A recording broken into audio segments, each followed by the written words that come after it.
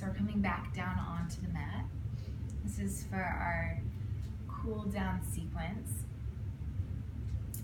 We're going to start off in Ustrasana. So kind of right before we start to cool down, actually, we're going to do a bit of a back bend. So this practice right here is meant to be following a more rigorous practice. So we've already warmed up our spine a bit, we've moved around, and now we're going to come into a modification for camel posture.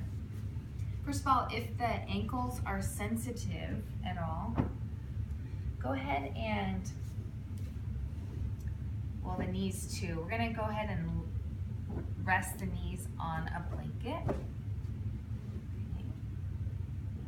It'll give the ankles a little bit more height above the mat as well. And then allow the block to come and rest right in between the inner thighs. Okay, it's going to give a nice support for the lower spine and for the core.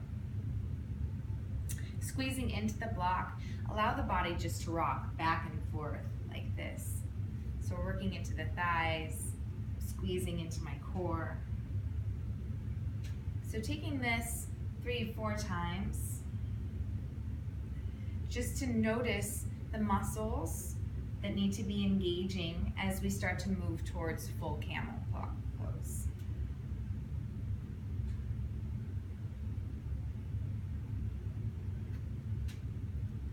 Slowly come back up to stillness. Imagine your knees are your new feet. Okay, so you're literally standing strong on your knees as if you were in Tadasana, however you're on your knees. And then bring the hands back to the sacrum. Allow the elbows to come back towards each other as well. Squeeze in through the block. Deep breath in here.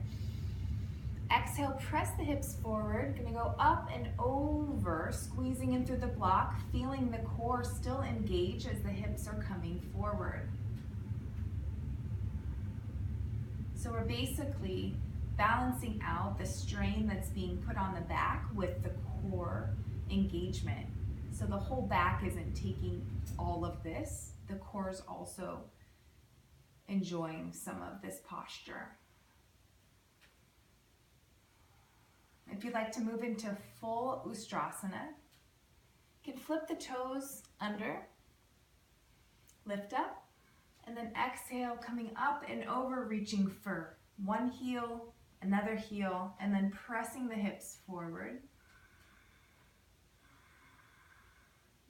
If you have plenty of mobility in the spine, the back of the feet can come and rest back down on the mat.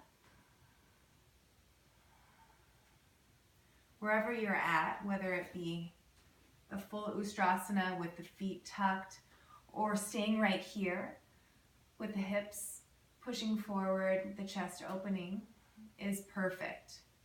Inhale back to center.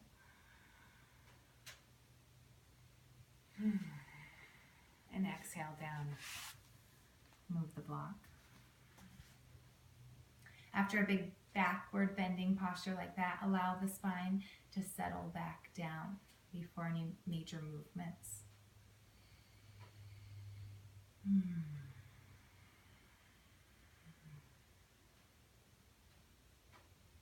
From here, we're going to come off of that blanket and remove that out of the way.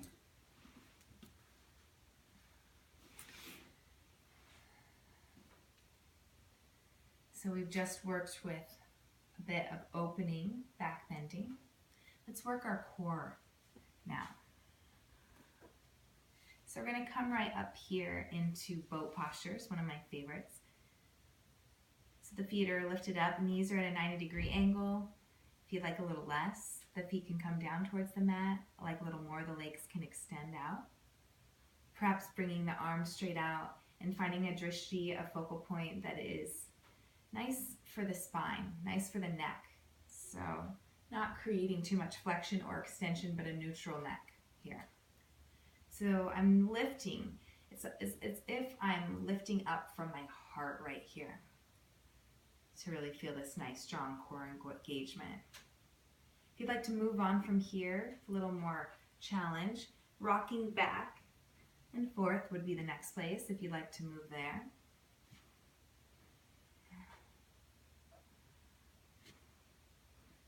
A few more rocks.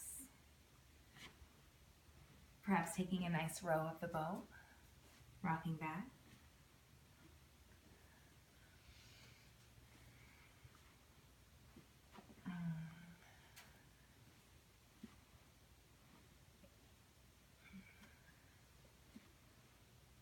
And then coming to hold. 5. Challenge yourself here. 4, 3, 2, 1. Come all the way down onto the spine. Breathe it out.